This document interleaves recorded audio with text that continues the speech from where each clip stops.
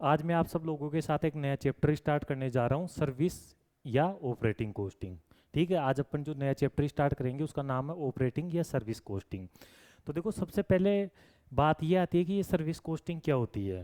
ठीक है, तो देखो मैं आप लोगों को बताऊं तो देखो, इंडस्ट्री में दो ही प्रकार के सेक्टर होते हैं, या तो होते हैं प्रोडक्शन सेक्टर या होते हैं सर्विस सेक्टर। इंडस्ट्री में दो ही प्रकार के सेक्टर आपको मिलेंगे, या तो आपको मिलेंगे प्रोडक्शन सेक्टर या आपको मिलेंगे सर्विस सेक्टर।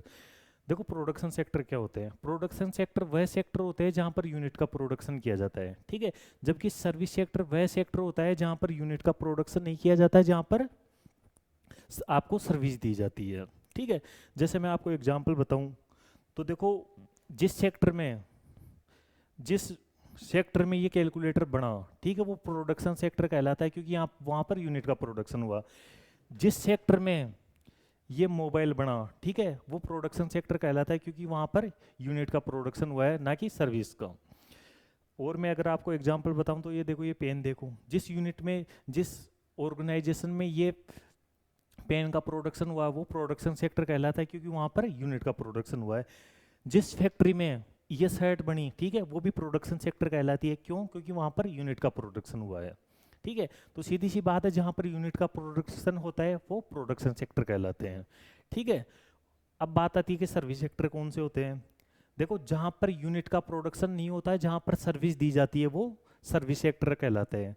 देखो, जैसे कि आप लोग मेरी क्लासे अटेंड कर रहे हो, ठीक है, तो मैं आप लोगों को कोई यूनिट बना के थोड़ी दे रहा हूँ, यहाँ पर कोई यूनिट मैन्युफैक्चरिंग थोड़ी हो रही है, या मैं आपको सर्विस दे रहा हूँ।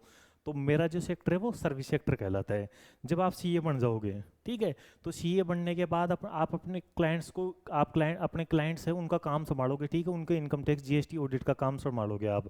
तो आप जो काम संभालोगे ना, जो सीए का काम है, वो भी सर्विस सेक्टर में आता है, क्योंकि वहाँ पर आप यूनिट बना के नहीं दे रहे हो, वहाँ पर आप सर्विस दे रहे हो क्लाइंट को। ठीक है, इसी प्रकार से अगर मैं देखूँ तो देखो, एक सिनेमाघर, ठीक है, जहाँ पर आप मूवी देख कर आते हो, तो वो जो सिनेमाघर है, ठीक है, वो आपको सर्विस दे रहा है, वो सर्विस सेक्टर कहलाता है। इसके अलावा आप बीमार हो जाते हो, ठीक है, तो आप हॉस्पिटल में अपना इलाज करवा के आते हो, तो जो हॉस्पिटल आपको सर्विस दे रहा है वो भी सर्विस सेक्टर में आता है। इसके अलावा अगर मैं और बात करूं तो देखो, आप अपने घर से यहाँ कोचिंग में पढ़ने आए हो, ठीक है, तो आप बस में बैठ कर आए हो, ठीक है, तो वो बस वाला आपको जो सर्विस दे रहा है वो भी सर्विस सेक्टर में आता है।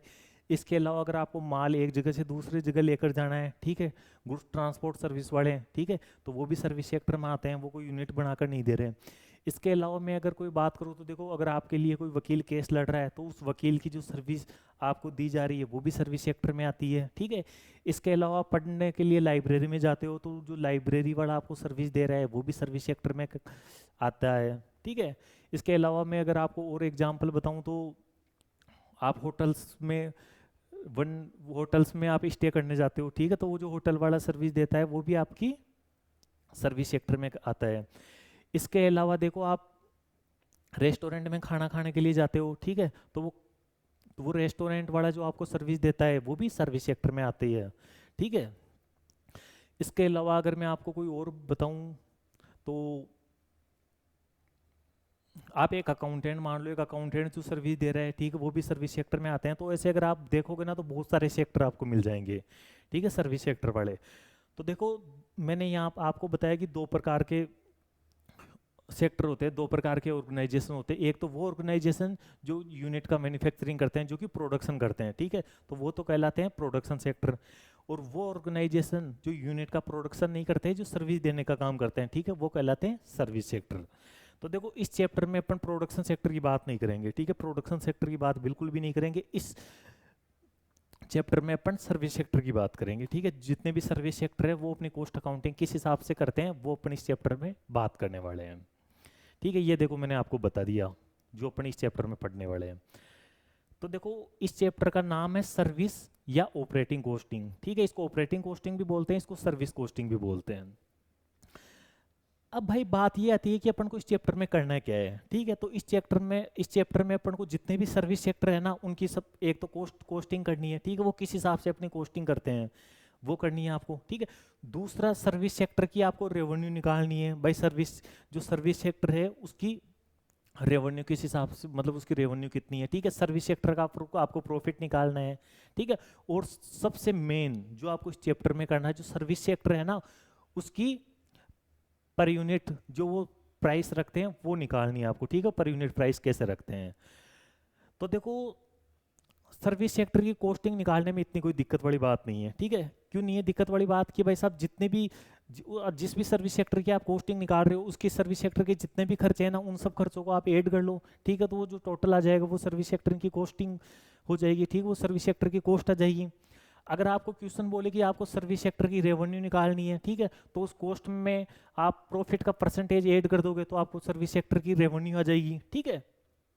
अब जो इसमें सबसे मेन चीज है वो निकालनी है सर्विस सेक्टर की सेल प्राइस। भाई साहब जो सर्विस सेक्टर है ना वो अपनी प्राइस कैसे फिक्स करता है, ठीक है, वो निकालने इसमें सबसे मेन है, ठीक है, वही अपन बहुत डिटेल से पढ़ने वाले हैं। भाई इसको आप इस हिसाब से देखो, देखो मैं अपने क्लासेस की, ठीक है, मैं एक स्टूडेंट से कॉस्ट अकाउंटिंग के कितने रुपए चार्ज करूंगा, ठीक है, वो निकालना, ठीक है। आप रेस्टोरेंट में खाना खाने के लिए जा रहे हो तो रेस्टोरेंट वाला एक थाली की प्राइस क्या रखे, ठीक है, वो निकालना, ठीक है। अगर आप सिनेमा घर में जा रहे हो तो एक मूवी की, एक शो की वो प्राइस कितनी रखेगा वो निकालना, ठीक है। इसी हिसाब से अगर आप हॉस्पिटल में जा रहे हो, ठीक है, तो एक बार डॉक्टर आपको देखने के लिए कितने रुपए चार्ज करेगा वो निकालना, ठीक है। इसी तरीके से लाइब्रेरी में एक कैंडिडेट के पर मंथ वो लाइब्रेरी वाला कितने रुपए चार्ज करेगा, ठीक है, वो निकालना। इसी प्रकार से जितने भी सर्विस सेक्टर है, अगर मैं और बात करूँ तो देखो बस, अगर आप बस में बैठ कर आए हो ना तो बस वाला 1 किलोमीटर के एक बंदे से कितने रुपए चार्ज कर रहा है वो निकालना, ठीक है। ट्रक वाला 1 किलोमीटर के कितने रुपए चार्ज कर रहा है, ठीक है, वो निकालना। इसके अलावा टैक्सी वाला 1 किलोमीटर के कितने रुपए चार्ज करने वाला है वो निकालना, ठीक है। जब आप सीए बन जाओगे तो भाई साहब एक इनकम टैक्स रिटर्न के आप कितने रुपए चार्ज करोगे, ठीक है, वो निकालना। एक जीएसटी रिटर्न के आप कितने रुपए चार्ज करोगे वो निकालना, ठीक है। ऑडिट के कितने रुपए चार्ज करते हो वो निकालना। एक वकील यदि ये निकाले कि भाई साहब मैं एक केस लड़ने के लिए कितने रुपए लूंगा, ठीक है, तो वो सर्विस कॉस्टिंग।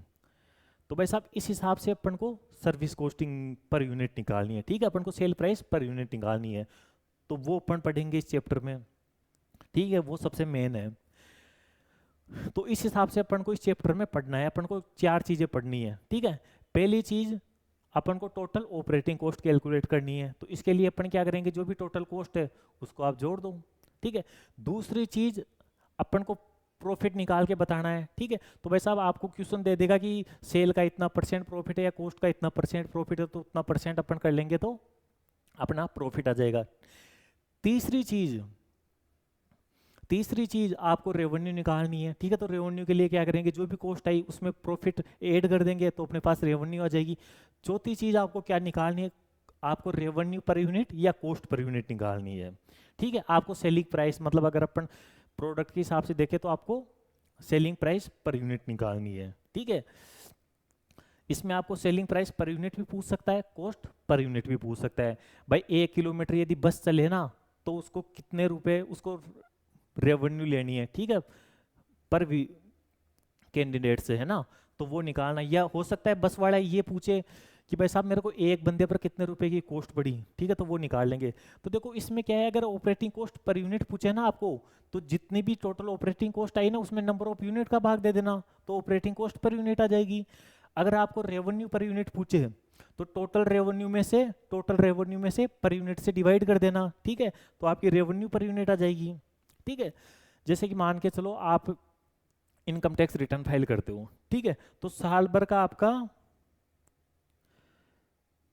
मान के चलो 5 लाख का खर्चा आता है, ठीक है, साल भर का आपका 5 लाख का खर्चा आता है आपके ऑफिस के सारे मिलाकर, और आप कितनी रिटर्न भरते हो, आप 1000 रिटर्न भरते हो, तो एक रिटर्न पर कितने रुपए का खर्चा आया, 500 रुपए का, ठीक है। तो आपने क्या किया, आपने टोटल कॉस्ट निकाली, उसमें नंबर ऑफ यूनिट का भाग दे दिया।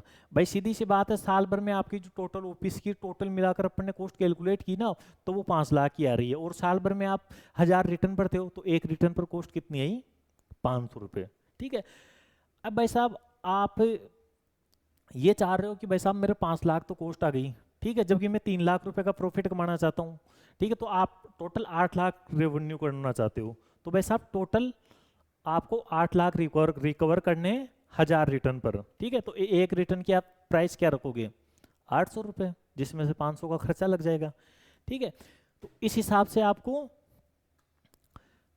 ऑपरेटिंग कॉस्ट पर यूनिट भी निकालनी है, ठीक है, और आपको रेवेन्यू पर यूनिट भी निकालनी है, ठीक है। तो वो अलग अलग सर्विस सेक्टर की अलग अलग तरीके से निकालेगी, उसके बारे में अपन डिस्कशन जैसे जैसे आगे चैप्टर बढ़ता रहेगा वैसे वैसे मैं आपके साथ डिस्कशन करता रहूँगा, ठीक है भाई। ये चीज़ तो होगी। अगर इसके अलावा मैं आगे आपसे और बात करूँ तो देखो, एक अपन को यहाँ पर कई बार डिसीजन मेकिंग के क्वेश्चन भी दे देगा, ठीक है, मतलब आपको डिसीजन लेना है, ठीक है। तो भाई साहब डिसीजन मेकिंग के क्वेश्चन कैसे, जैसे आपको कोई प्रपोजल दे दिया, भाई साहब आप सेलिंग प्राइस इतने रखोगे तो आपको कैंडिडेट इतने हो जाएंगे, आपकी कॉस्ट वो हो जाएगी, तो आपको उस प्रपोजल को एक्सेप्ट करना चाहिए या रिजेक्ट करना चाहिए, ठीक है। तो आपको कुछ यहाँ पर डिसीजन मेकिंग के क्वेश्चन भी मिल जाएंगे। तो देखो डिसीजन मेकिंग के क्वेश्चन भी अपन कर लेंगे, उसमें भी कोई दिक्कत नहीं है, ठीक है। डिसीजन मेकिंग वाले क्वेश्चन देखो कैसे मिलेंगे, मैं आपको बताता हूँ भाई। जैसे मान के चलो आप अभी अपने क्लाइंट से एक आईटीआर के आप अपने क्लाइंट से एक आईटीआर के 800 रुपये वसूल कर रहे हो, ठीक है, और आपके 1000 क्लाइंट है, लेकिन आपको क्वेश्चन बोलता है कि यदि आप अपनी सेल प्राइस 100 रुपये कम कर देते हो, ठीक है, आप 800 की जगह 700 ही कर देते हो, ठीक है, तो आपके जो रिटर्न भरवाने वाले हैं ना वो 1000 से बढ़कर 1500 हो जाएंगे। तो क्या अपन को ये प्रपोजल एक्सेप्ट करना चाहिए, ठीक है। ऐसे आपके पास डिसीजन मेकिंग के क्वेश्चन भी आएंगे। तो देखो उस सिचुएशन में क्या करेंगे, उस सिचुएशन में ये करेंगे कि प्रेजेंट सिचुएशन के हिसाब से अपन प्रॉफिट निकाल लेंगे, ठीक है। अपन को जो प्रपोजल दे रखा है उसके हिसाब से अपन प्रॉफिट निकाल लेंगे, ठीक है। अगर प्रपोजल में प्रॉफिट ज़्यादा आ रहा है, ठीक है, तो ये प्रपोजल अपन एक्सेप्ट कर लेंगे। लेकिन यदि प्रपोजल में प्रॉफिट कम आ रहा है, प्रेजेंट सिचुएशन में प्रॉफिट ज़्यादा आ रहा है, तो अपन प्रपोजल को रिजेक्ट कर देंगे, ठीक है। तो यहाँ पर अपन को कुछ डिसीजन मेकिंग के क्वेश्चन भी करने हैं, तो अपन वो भी करेंगे, ठीक है। तो आज अभी मैंने आपको इस लेक्चर में ऑपरेटिंग कॉस्ट या सर्विस कॉस्टिंग क्या होती है उसके बारे में डिस्कशन किया है। इसके अलावा मैंने आपके साथ ये डिस्कशन किया है कि अपन को इस चैप्टर में क्या क्या पढ़ना है, ठीक है। ये दो चीज़ें मैंने आपके साथ डिस्कस की है, ठीक है। तो अभी मैंने इस लेक्चर में केवल आपको इंट्रोडक्शन दिया है इस चैप्टर के बारे में।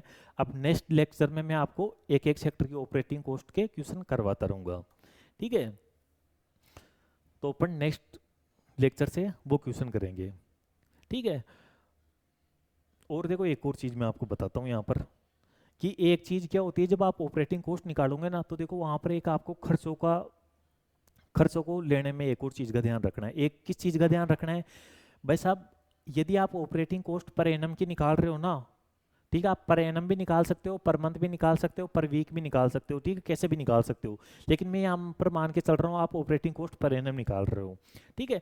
तो आपको जो भी कॉस्ट लेनी है ना उसको पर एनम के हिसाब से आपको कन्वर्ट करके लेनी है। मान के चलो कोई कॉस्ट आपको पर मंथ दे रखी है, ठीक है, तो उसको आप 12 से डिवाइड कर दोगे।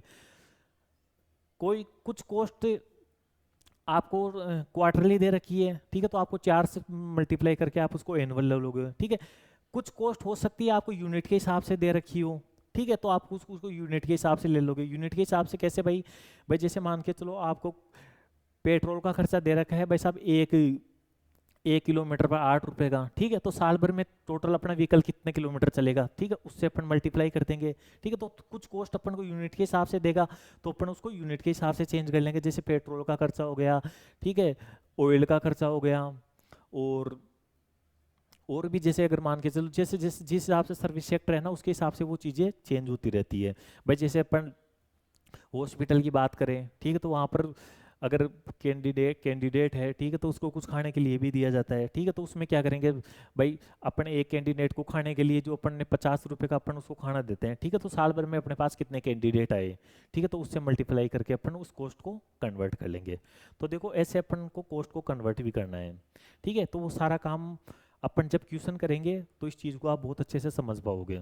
तो जब मैं आपको क्वेश्चन करवाऊंगा, ठीक है, अब नेक्स्ट लेक्चर से मैं आपके इस चैप्टर के क्वेश्चन स्टार्ट कर दूंगा, तब आप इन चीज़ों को ज़्यादा अच्छे से समझ पाओगे। तो देखो एक बार मैं आपको दोबारा से समझा देता हूँ, ठीक है, 2 मिनट में आपको समरी दे देता हूँ इस चैप्टर की। भाई देखो दो प्रकार के सेक्टर होते हैं इंडस्ट्री में, एक होता है प्रोडक्शन सेक्टर, एक होता है सर्विस सेक्टर। जो सेक्टर यूनिट प्रोड्यूस करके देता है वो प्रोडक्शन सेक्टर कहलाता है, जबकि जो सेक्टर यूनिट प्रोड्यूस नहीं करता वो सर्विस देता है, ठीक है, वो सर्विस सेक्टर कहलाता है। मैंने आपको इसमें एग्जांपल दिया, होटल्स हो गए, हॉस्पिटल हो गए, कैंटीन हो गई, ठीक है, टीचर पढ़ा रहा है वो, ठीक है, वकील की सर्विस हो गई, ठीक है, लॉयर की सर्विस हो गई, सिनेमाघर की सर्विस हो गई, गुड्स ट्रांसपोर्ट की सर्विस हो गई, पैसेंजर ट्रांसपोर्ट की सर्विस हो गई, ठीक है, और भी बहुत सारे सर्विस सेक्टर हो जाएंगे। ठीक है, लाइब्रेरी वाला जो आपको सर्विस दे रहा है वो हो गया। फिर मैंने आपको इसके बारे में बाद में क्या डिस्कशन किया है कि आप अपन को सर्विस इस चैप्टर में क्या क्या पढ़ना है। एक तो अपन को टोटल ऑपरेटिंग कॉस्ट निकालनी है, ठीक है भाई, जो भी सर्विस सेक्टर है ना उसकी आपको ऑपरेटिंग कॉस्ट निकालनी है। दूसरा, हो सकता है आपको उस सर्विस सेक्टर का प्रॉफिट पूछ ले तो आपको प्रॉफिट निकाल के बताना है। हो सकता है आपको उस सर्विस सेक्टर की रेवेन्यू निकालने के लिए बोले तो आपको रेवेन्यू भी निकाल के दिखानी है। ठीक है, और हो सकता है आपको कॉस्ट पर यूनिट या रेवेन्यू पर यूनिट पूछे, ठीक है, तो अपन कॉस्ट पर यूनिट या रेवेन्यू पर यूनिट भी निकाल के बता देंगे। और इसके अलावा कुछ क्वेश्चन आपके डिसीजन मेकिंग के होंगे, ठीक है, जहां पर आपको प्रपोजल दे दिया जाएगा और उस प्रपोजल पर डिसीजन मेकिंग करनी है। ठीक है, तो उसके बारे में भी अपन डिस्कशन करेंगे। ठीक है, तो आज के लिए इतना ही, बाकी अब मैं नेक्स्ट लेक्चर में आपके साथ डिस्कशन करूंगा।